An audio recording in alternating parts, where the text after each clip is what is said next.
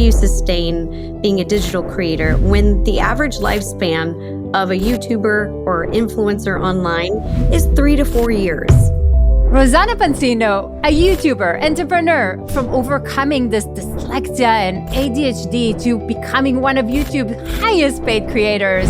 Reading and writing was really difficult for me. Teachers didn't know what to call it then, and they just thought I was slow, I was dumb. It kind of messed with my self-esteem, I would say. I used to bake with my grandma all the time, and that was really the way that I showed love for my friends, because I couldn't afford a big fancy gift for like their birthdays. I didn't receive a check for YouTube for probably a year or two. I didn't even think that this would be a career path for me. I stumbled into it and I went all in. I took all of my savings. I took a big risk, changed my life. How do you look at the algorithms? How are they changing? How are you trying to adapt to them? What's really important is that you make. So first of all, thank you for being on the show, Rosanna. Thank you for having me. I'm really excited. And I love nerding out and talking about this because it's not often where I get the chance to like kind of kick back and reflect on these things. And it's really meaningful because it's like, wow, so much has happened in the last 10 years. And then you don't really notice it until you take a second, step back and look at everything and go, there's a lot going on here. And I love what you said, because as high achievers, we're always moving the goalposts, right? And we are like, it's so rare that we actually look back and we're like, oh my God, like, look what I created, what right? did I just do? But, right? But take us back as a kid, Seattle, how did you grow up? Did you grow up with a lot of money? Like, how did you grow up? I grew up in Seattle with my mom, my dad, and my little sister. We were very close. We still are today. My dad passed, but my mom and I are very close. She moved in with me, so she's my roommate now. And my sister actually moved right next door, so we're neighbors. And we work together full time. We've been working together now for over a decade, running my businesses.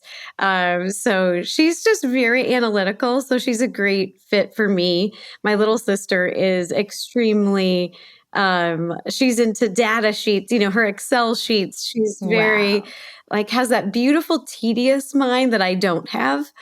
That she's so good at that. And we kind of complement each other that way. And kind of growing up, we didn't have a lot of money. So I definitely learned a strong work ethic from a young age. Like as soon as I was legally allowed to have a job, I had a job and I was working. In the state of Washington, you could work if you were 15 years old if you had a note from your parents. Otherwise, it was 16 years old. So I was waitressing on and off for about 8 years. And I had plenty of other oddball jobs. But in Seattle, I liked learning. Like I'm very curious, but school was really difficult for me because I noticed that I didn't process information the same as like my peers. Reading and writing was really difficult for me. And I learned later in college when I was diagnosed with dyslexia that was it. But then I just thought I was slow and teachers didn't know what to call it then. And they just thought I was slow, I was dumb. And I heard that kind of language a lot. And it kind of messed with my self-esteem, I would say. But then, also a year, I could not understand why I could barely read and write. I mean, it was really a struggle. I could do it, but it would just take a lot of time. But then I was in an AP advanced calculus class. Riddle me that. So that was my kind of position where I just didn't understand where I fit in and I didn't understand what was going on. I just thought part of my brain didn't work or something. But then, later on in life, you grow and you realize that standardized school systems were not made. It's just not the right thing for everybody. Yeah. And I love that. And we chatted a little bit about Richard Branson right before you joined. And we have an amazing episode with him. So listeners, if you haven't checked it out, listen to the podcast with Richard Branson. He is a classic speaker about dyslexic thinkers. And it sounds like we both love him, Rosanna. He's such an inspiring role model. But you started, I think, cooking or baking with your grandma. So there was a baking element in your, like, talk to me a Oh little bit yeah. about that. So basically growing up, because we didn't have a lot of money, we would choose from basically what my parents called functional hobbies. So they were hobbies that were, they were hobbies. You could be creative, but they were also helping the family. So that was like gardening, cooking, baking, or sewing. Like my mom and my I love the name, by the way, functional functional. hobbies. Right. And I liked all of those things. I really, I was very much a homebody. Because we didn't have a lot of money to go out. So I enjoyed all of those things, but I think I liked baking the most because I had a sweet tooth. So I used to bake with my grandma all the time. And that was really the way that I showed love for my friends. Like that was my gift to them. I didn't, because I couldn't afford a big fancy gift for like their birthdays. So I would bake them their favorite cookies or their favorite cake. And that was my way to express love through food because sugar and flour, especially back then, pretty cheap. I mean, you could get some very cheap sugar and flour. So it was a very affordable gift to give to somebody. And Oh my God, I also love that. But you have no clue it's going to become a career, no obviously. idea. Like, it was just a fun Yeah, thing, just right? went to school, got through college, which was rough, but I did it. I learned so much, and YouTube didn't even exist when I was going to high school. I didn't even think that this would be a career path for Right. me. I stumbled into it as some friends were doing it, and they thought it would be a good creative outlet for me. They thought I would enjoy it, so I thought, well, let's just give it a go and have some fun. And back then, So before yeah. that, because that was amazing. So you're finishing Mhm. college, and if I know correctly, like, you're not really sure what to do next, right? Like, take us there, because I think also when I'm looking at a lot of the people in our audience, a lot of them are right now. There's just so many opportunities. So it's like, I don't even know what's on the menu and what do I want to do next in my career. So, where that did that scare you? Like, where did that catch you right after college? I'm a very curious person, I've realized. And I was interested in so many different fields. And I think my best advice to people would be just try everything. There's no harm in it to see if you really love it. Like, I thought I wanted to be a journalist. So I volunteered. I interned at one of Seattle's top news stations. And I learned, being dyslexic, that writing press releases on the fly is not for me. That is not my pacing. That was not made for me. Even though I enjoyed how fast paced it was, I liked the energy of it. It just wasn't a great fit for my skill set. And it often left me feeling frustrated and dumb. And, I would have all this negative self-talk about it. So there was elements that I loved of journalism. Like I like the deep dives and like I think documentary style is more my speed. Like to explore stories and get to know people on a deeper Right. level. I think that is something I really enjoyed, but I've learned something from each failure. So I worked so many different jobs. I failed at all of them. No one ever fired me, which nowadays I learned is called the personality hire. Um, so I basically was a personality hire in many of these situations. But but it didn't, at the end of the day, I didn't feel good. I felt like, Right. you go home every day and you hear all the time of how many mistakes you're making and how much you're messing up. And I just felt like I didn't fit in anywhere. And Right. that was rough.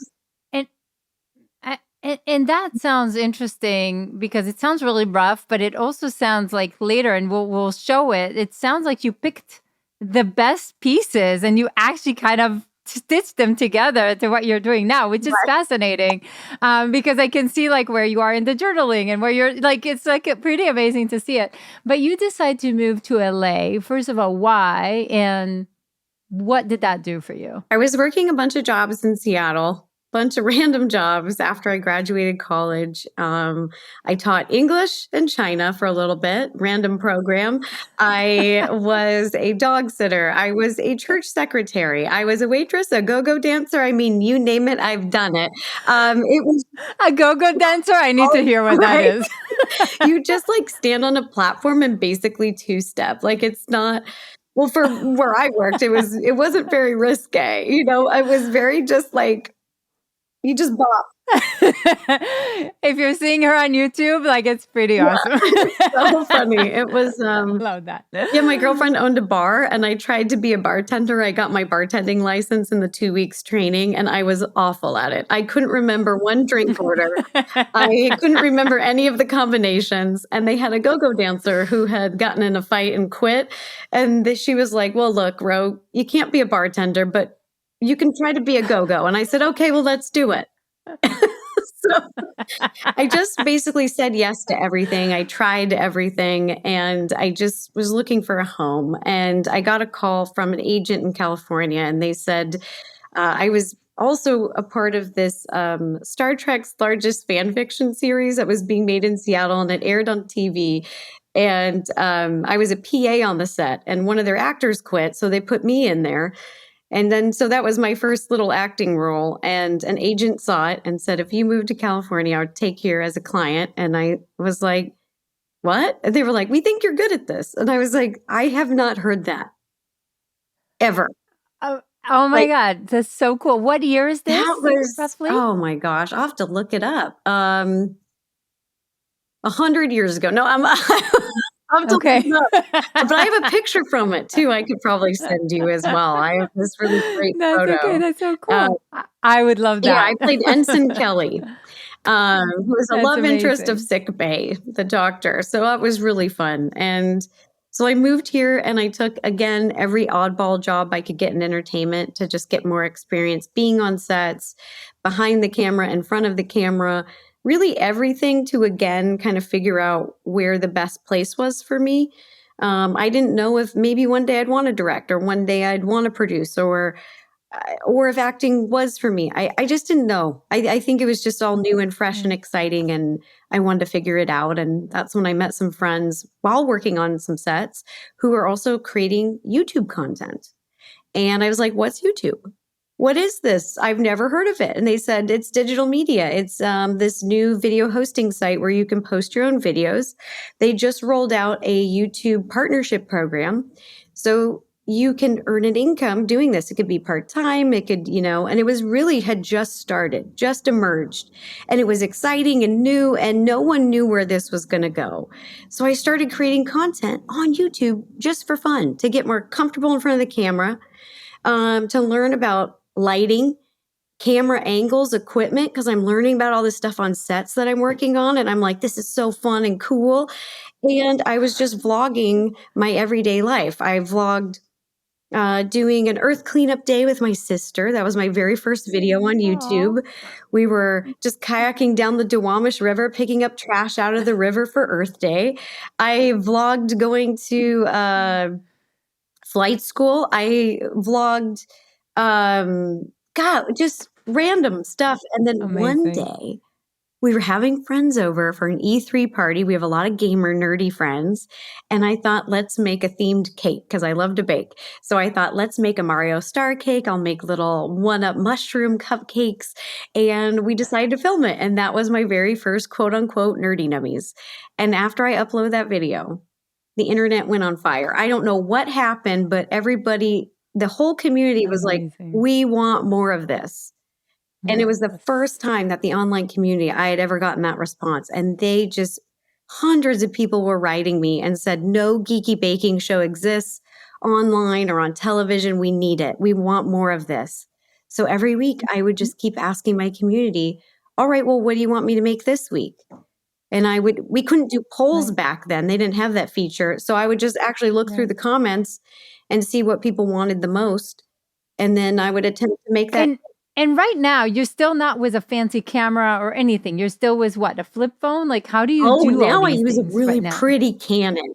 No, not now. Now I use a really pretty Canon. But back then, my first was this really cheap Oh, I think my mom got it for me for Christmas. It was an $80 flip camera where I'm not sure what the resolution was, maybe 720, 480. And I was like, whoa, fancy. Like, this is high def.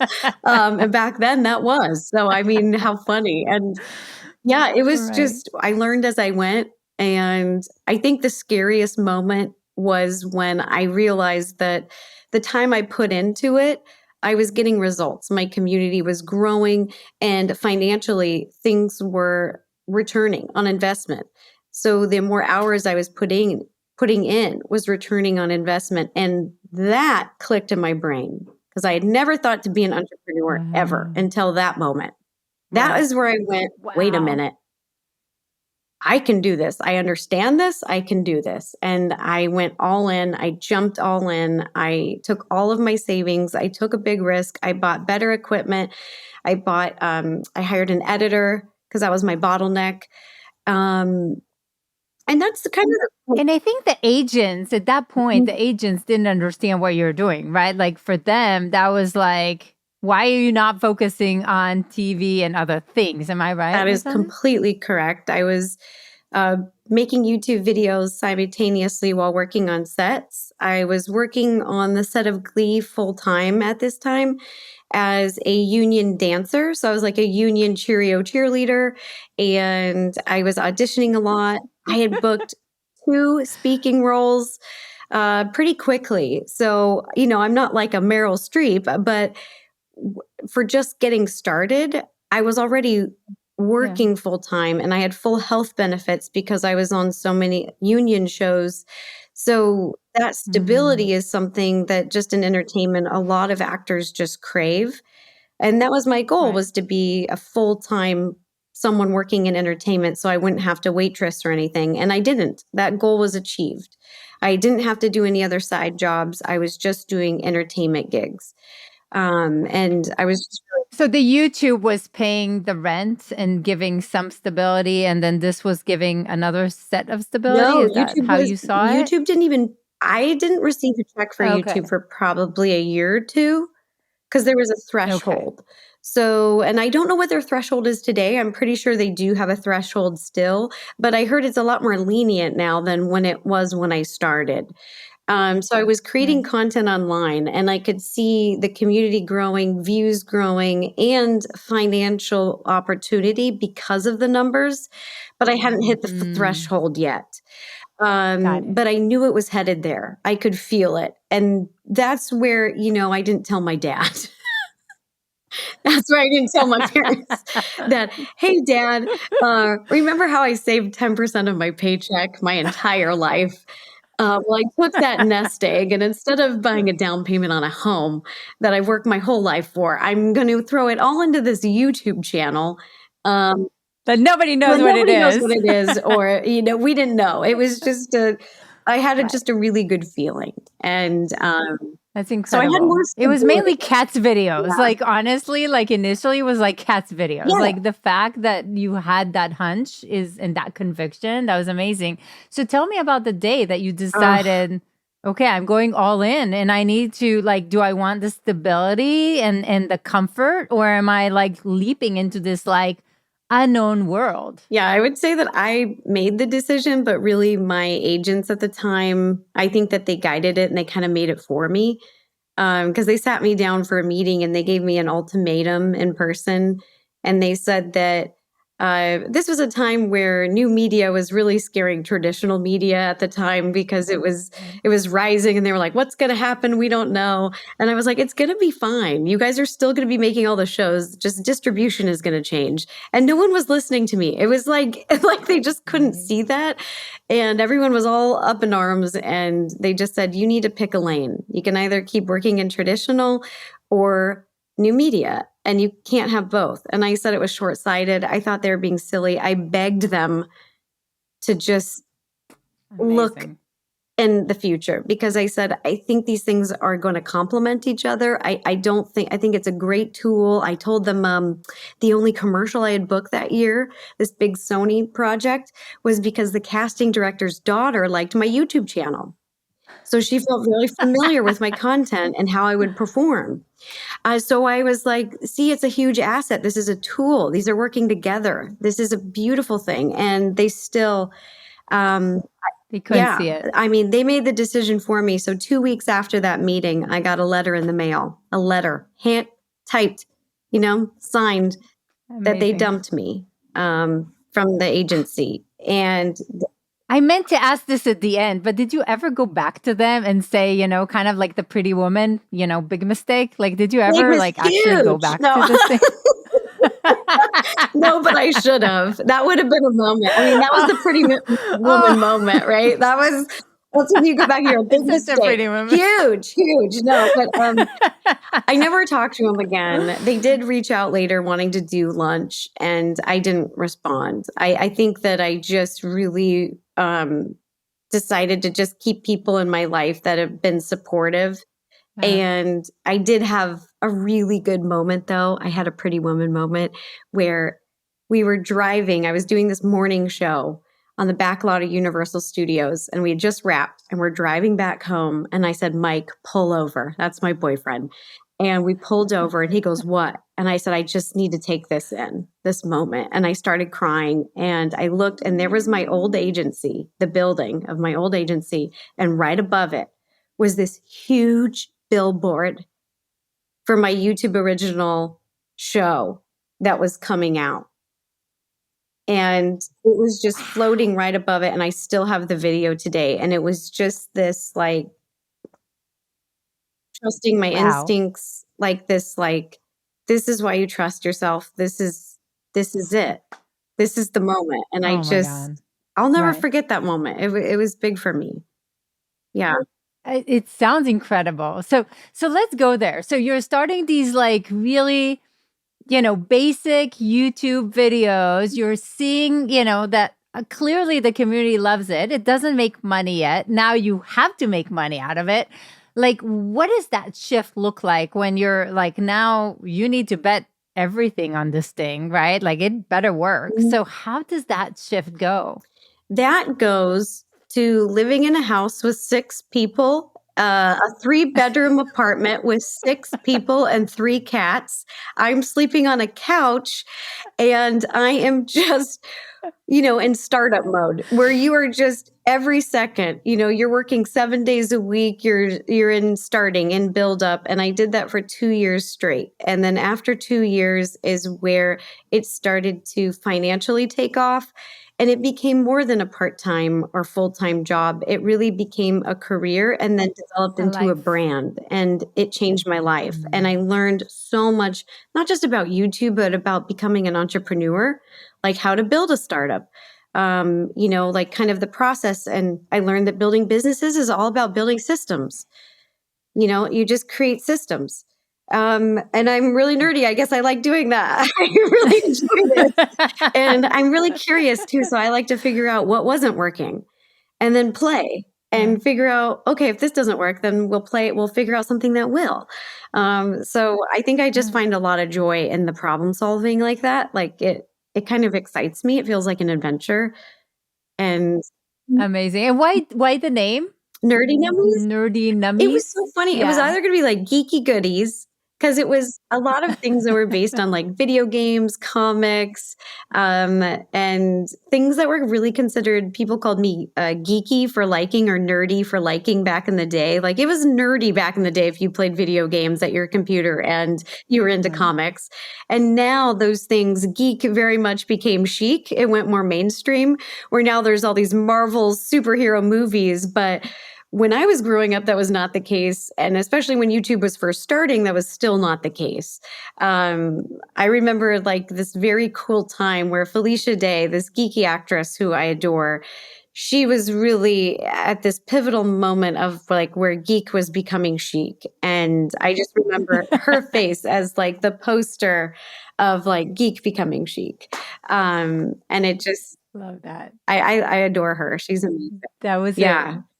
Oh, that's so cool. So, but in the beginning, like you said, there is no really 4-hour work week, right? Like that book is not like it's like a 24-hour,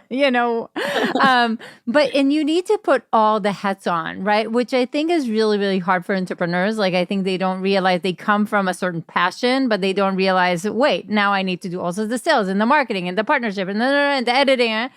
So take me there for a second, because I think a lot of people don't understand the magnitude of what goes in, especially in the beginning. And then as you grow the team, that also gets really scary before it gets easier. So what was that like for you? Right. So when we first started, I would film everything myself.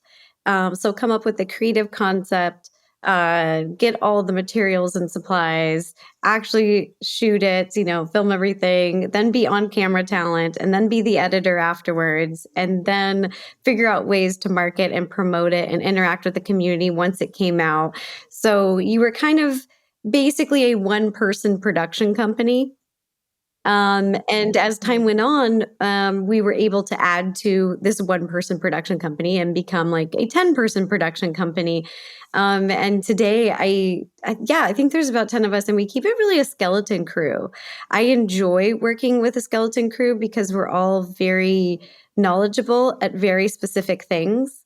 Like we fill each slot perfectly. And I don't know how to say this, but we're just like a steel iron production team. Like I think people would be shocked to see how much my team can get done. We're just extremely efficient in the systems that we've made. So we're able to make things that people wouldn't think we'd be able to do. Like the cookbook, or like we've helped partner with HBO, where my production company executive produced my very first baking show with HBO, Baketopia. That was both of our companies working together and making that. And I think that's what I've just learned is like that, small and mighty, it can happen. And you can really it sounds amazing. So wait, before that. Right. And before that, like roughly how many hours came into a show, like to a show like this? Like how much, like how long do you think it took? Let's see. Well, before I had a culinary producer, I think I was baking and testing recipes, maybe about 60 to 70 hours a week. I was in the kitchen doing recipe development, which is a full-time job. I learned that Martha Stewart's show and Rachel Ray, they have multiple chefs who develop recipes and produce all of those things in stages, so that when you're shooting for camera, everything's laid out in stages. So you don't have to wait for something to bake in real time when you're shooting the show. That would be a huge waste of time. So I learned from those professional food sets how to produce food for camera, and I ran with it. So I just learned what they did, and I put together a team, and we would block shoot all these recipe videos. At one point, we were 7 months ahead in content. And for YouTube, that just doesn't happen very often. And then we would do that. And then while I had that off time, I could then, start tackling new projects like cookbooks, TV shows, our baking line that was all over every Walmart store. All of these things I could do once I learned how to do block shooting. So it was just learning the systems and then applying them. Yeah. That's incredible. So you find that, and then how did you decide to expand into what we call portfolio career, which we talked about? Like, I love it because I feel like we're like the only one teaching it and you living it. But how did you start expanding into a cookbook, into shows? Like, how did that start happening? And roughly how long after you started this whole thing? Pretty soon. I think it was maybe 4 years. I'll have to check with Mike. Mike, when was it when Beacon happened? From when we started YouTube to Beacon? 4 years? Yeah, 3 or 4 years. Yeah, I would say so. About 3 or 4 years after I started YouTube is when Project Beacon came about. And that was a program where YouTube used to focus on uplifting and highlighting individual creators who they thought were doing something really cool in the space. Because at this time, it was known for being a free video hosting site, but it wasn't really known as a huge entertainment platform at that time.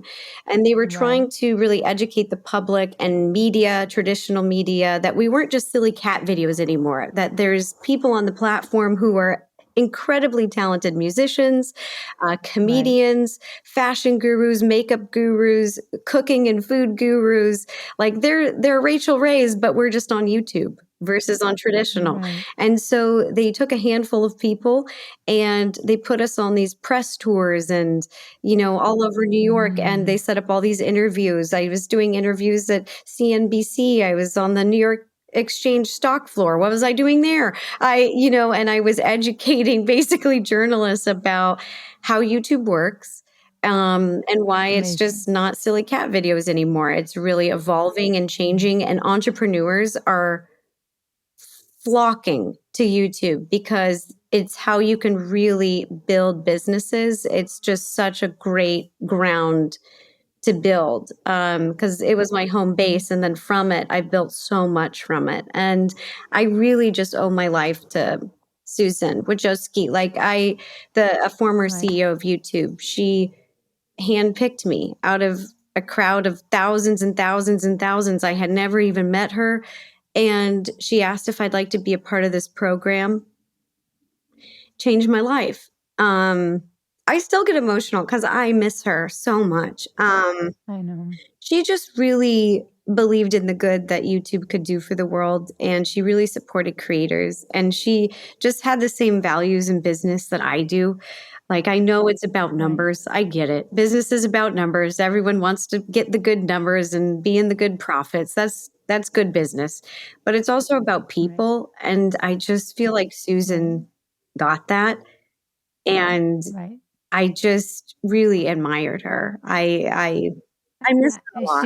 She was an incredible person, human, as a woman, all of it. And for those who don't know, she did pass away from like Cancer cancer. sucks. And and I think it shook the entire world. I think she had a really hard year that year as well with her son. It was just a really, really hard. It shook the entire industry. So She was just such a Rosanna, light, I totally hear you. and she really changed my life. Yeah. And I've thanked her in person many times when we got to go do these YouTube summits, and they were really intimate, and they would invite 100 of the top creators to these summits, and we would spend 4 days together. And she took the time, even though she's so busy, to spend days with us and just listen to our feedback and give us info and just collaborate. And it was just wonderful. And I learned so much from her. Amazing. I think she was just one of my guiding forces. And it was when she took an interest in me and encouraged me is when all those things changed. And it was just one person. And I know that she was a big deal, but just one other fellow female opening the door for me, that it all changed. And It that's changed. when publishers started calling my agents and wanting to do cookbooks. And that's when large companies like Walmart wanted to do a product line. And it all changed. People's perspectives started to Amazing. change about digital creators and their influence, like influencers. They're this new star power. Right. And that was Susan's initiative. And it just showed that it worked. It was working. And Right. I couldn't express more gratitude than for her to bring me into that experience because it changed my life. So, yeah. Amazing. Well, I would, if that's okay, I would love to take that snapshot and send it to her family. Yes, Like, I please. think they I need to see love her. that. So I, Anytime Susan was like, "Hey, do you I was like, "Do you need anything?" And she told me her sister was coming out with the company 23andMe, and I was like, "I'll try it. I'll do 23andMe, it. Anything yes. you want. I'm here for you." Like she's just Amazing.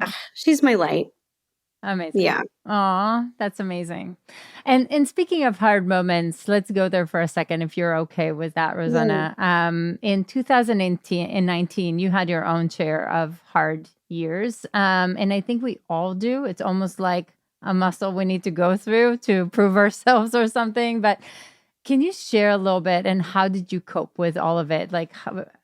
How did you continue even though everything was kind of hard? I think what really helped me is having a team of And maybe you can share. I don't know if you can share a little bit. Then so my dad was diagnosed with leukemia, and luckily we got 6 years with him, but we lost him to leukemia that year. And at first I was in shock. I think that initial stage of grief was, I got to speak to a leading grief expert, David Kessler, about this stage. And he says it's almost a grace where I just had to handle everything, be the rock for my family and take care of things. And it's that phase. And then my team really, really helped me. And I don't think if I was by myself, I don't think that I would have been able to continue. Right.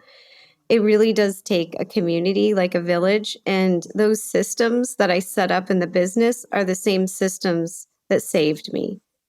Because those systems, when I wasn't emotionally okay, were already in place and they were just steadfast and ongoing. So if I'm having a terrible day, everything else is already, taken care of. So my team really, really helped throughout that time and give me the grace that I needed when I needed to take some time, ups and downs, and just be, I don't know, I'm very adaptive. I think that that's the other thing is I learned that life is short. And on my mental health, something in me switched where I didn't want to just be on YouTube anymore. I wanted to really grow. I wanted to really diversify. I wanted to spread my wings even bigger so that I could have more time with my friends and family, because I could still see systems that I had created that could be more efficient, and they weren't. And it was just bigger. So YouTube up until then had been my entire life. And then I was learning how to diversify with that success in other avenues. So like publishing, baking line, but also opening new businesses, investing in businesses, investing in even just like charities, philanthropy work that fulfill me, that I am passionate about. And so when I started to do all these things, and that's my biggest advice to everybody, is once you get there, financially you have some stability there, diversify as much as you can, as much as you feel comfortable, as much as and I diversified into low risk, medium risk, high risk, all over, so that the day-to-day pressure wasn't all on my shoulders. If I had a bad day, if grief hit me, grief stricken, and I needed to really just go take the day to heal, I could do that. And I also learned, hey, you got to get out of startup mode. You can't keep going like that 7 days a week and have longevity to sustain. So I need to change my mindset to be more of a marathon, not a sprint. And so I started doing things like taking care of myself. I sleep 8 hours every night. It's like a non-negotiable. I go to bed early, I wake up early. And well, it took you about 15 years to realize that it's important, right? It's so important. And I apply it now. I've been doing it for years, and it's just made a huge, even bigger difference. And I think I'm going to be working until I'm 110 or whatever.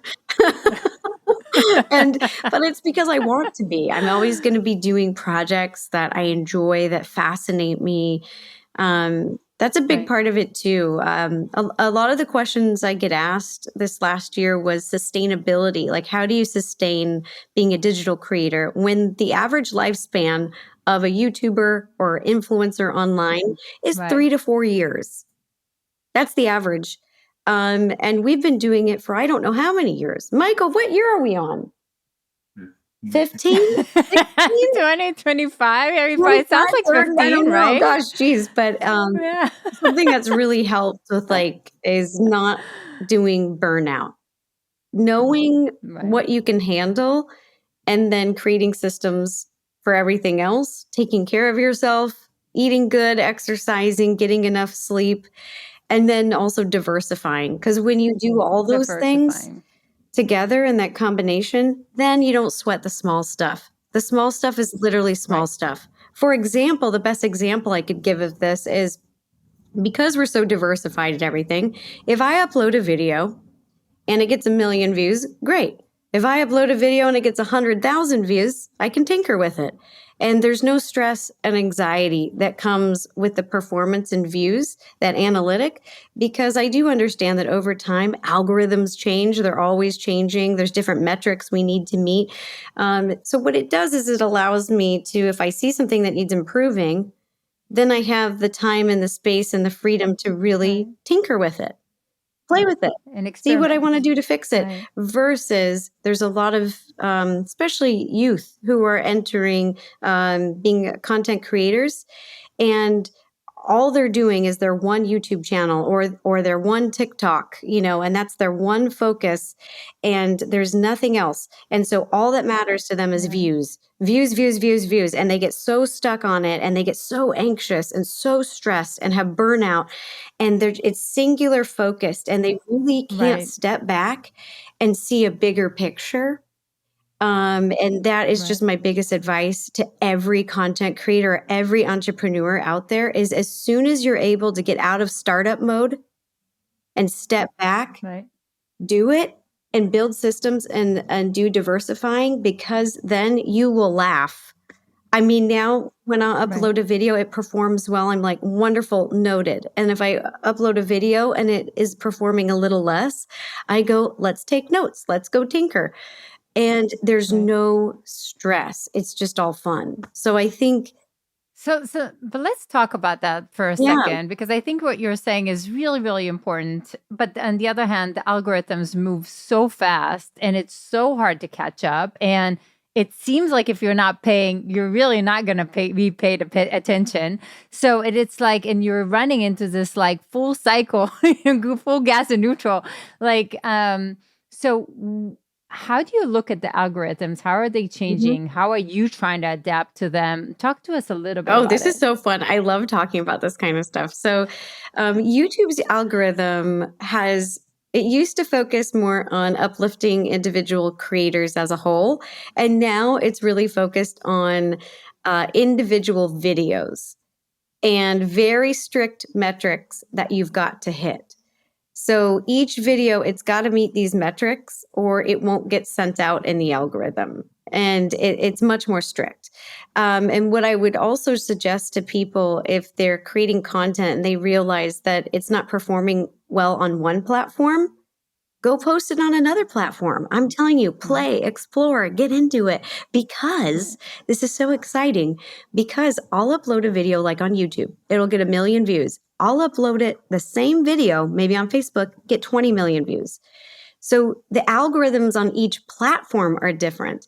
And I think what's really important is that you make content that you enjoy and that's authentically you, and it's yourself and more of what you want. And then even play with the algorithms, see which platform is the best fit for your content, because they're all different. For example, if you go on a live stream on Instagram or even YouTube, the longer I'm on the live stream on those platforms, my viewers will rush in. I'll have the maximum watch time right up front, and then they'll slowly trickle off. But TikTok's algorithm is just the opposite. TikTok's algorithm, like if you're somebody who wants to do a long live stream, you should be on TikTok, because TikTok's algorithm, you go live and the longer you stay on, the algorithm sends more and more people to you. So what I tell people too is that you're not doing anything wrong. It's not like you're doing a live stream and it's not doing well. You need to find what content you're making and find the right platform with the right algorithm for what you're doing. So it's kind of like dating. I think of it like a dating app. Right. I've never been on one, but I'm thinking of it like you just got to find the right fit. And there are a lot of options, but luckily there's not that many. We've got a handful. So just play with those and see, what is the best fit for you, because some people are really attracted to doing live streams. They want to be a live entertainer. Some people want to do, like we're doing, a podcast, something that's recorded. Right. Some people want to do long form podcasts. Some people want to do short form content. So depending on what type of content you want to make, just play with those platforms and those algorithms and find the best home for you, because YouTube used to be my home for everything, but I will say there's other platforms and algorithms that are a better match Right. for different things. Yeah. Totally. And I agree 1,000%. Mhm. And you are starting a podcast, speaking Yeah. of. So on top of all the rest of the things, Why not throw in a podcast, you know? let's throw in a podcast. Crazy, crazy lady. I mean, again, I am a huge believer in portfolio careers, but cookbooks, merchandise, licensing deals, TV shows, producing podcasts. Let's go. Oh, why not? Just another So one. serious. I just really wanted, I think I was doing tutorials for so many years, which I love. I love them and I enjoy them. But the algorithm on YouTube doesn't like tutorials anymore. And I think with my new content now, we're playing with it and kind of gamifying food, which has been really fun. My team's having a blast with that. But I really wanted a space where I could just chill and talk to people who I admire and talk about topics that I find interesting, and just let my community get to know me on a deeper level, because that's what they've expressed a want for. They've said, we've known you for so many years, but like, we don't know that much about you because you're always doing tutorials. And I thought, wow, that's so true. You know, that I really haven't been able to talk about like how I grew up or family memories or fun memories, or even really get to see my full personality. So we started a podcast so we could really just dive in and have these conversations and let people get to know me and on a deeper level. And I think as I'm getting older, I'm just really, that's all I'm craving, is just surrounding myself with authentic relationships and wanting deep connections. And even in business and projects, I really am leaning towards people who we just have like the same values, and we want to be close. Like, I think it's those that same values that I was talking about. It's when numbers and people, both important. Those are my favorite people. That's who I get along with the best, and that's just what I want. Well, I'm having a blast, so I hope it's going to be just as fun. I'm just having like the time of my life. So this is I really can't cool. believe you did that But biking. I know, like biking with Richard Branson, like he is nuts. The guy is nuts. I can't believe I couldn't hang with the biking trip. I really wanted to go, but I was like, I think I may die. Yeah, I don't think I'll make it up this hill. Well, talk to me about after a week biking in India. Like, I don't know what I got myself into. So we'll see if I live to tell. 2 more questions though that I have to. How do you work with your family? Because that can get so hard. Rosanna, I have to. Like, if I love my husband, but if we work together, oh my God, there would be like a divorce in a week. I know. I think what's so and he's going to listen to this he's podcast. gonna be like, yeah, no, we're not working together. Oh, shit. I think that's actually more normal. I think that's actually very natural, because my sister and her husband actually both worked for me for 3 years. Her husband works in aerospace. So he really did not have a desire to build a women's lifestyle baking business. So that was not his thing. But when he moved down here, he said, I'll help you build the business for 3 years, and then I'm going to go back to aerospace. So they worked together for 3 years, and Molly said she's glad it was just 3 years. And they didn't enjoy working together either. They love each other very much, but it's just wasn't a good fit. And I think what's really interesting is that my partner, Mike, and I, we've been together for over a decade. And when we first met each other, we met as business acquaintances, where they wanted to work with some females for a bunch of YouTube videos that they were making. And they were all these nerdy gamer guys, and they didn't have any girls. And they wrote all these comedy skits for men and women, and there's no women. So we met at a convention and we exchanged emails with his business team, and then he invited me to come work together. So we worked together for a long time, and we noticed that we worked really well together. We worked together well. We enjoyed each other's company. We also noticed that, during lunch break, we enjoyed each other's time. Like we liked to joke with each other and made each other laugh, and then it developed into a real friendship, which was nice. And I didn't see him as more than that then, because I was, I was fixated on someone, and he was as well. So we just kind of had blinders on. But as time went on, I was just in that startup mindset, that workaholic for those couple years. And so was he. And it was so funny because I don't think I could have even dated because I was so driven. I don't think if I would have dated Mike, I probably wouldn't have dated anyone. But one day it just changed. It was just one day it was just different. And it was so funny. Our hands touched and then we were both like, yes, wait. Yeah. We're like, wait, do we like each other? Wait, what's happening? Yeah, but it was really a sweet moment when you realized, and it's rare. It's rare to meet someone that is your romantic partner and also a business partner. I think that is really, really rare. And I don't know that this would ever happen again. I think it just really came about to be that way. And then with Molly, her and I have always been close. And I kind of let her boss me around a lot. So I think that's why our relationship works so well, is she's the younger sister, but really a lot of people assume she's older. She's taller, but she's also just so smart and very analytical. And she just, she's kind of bosses me around, runs my schedule.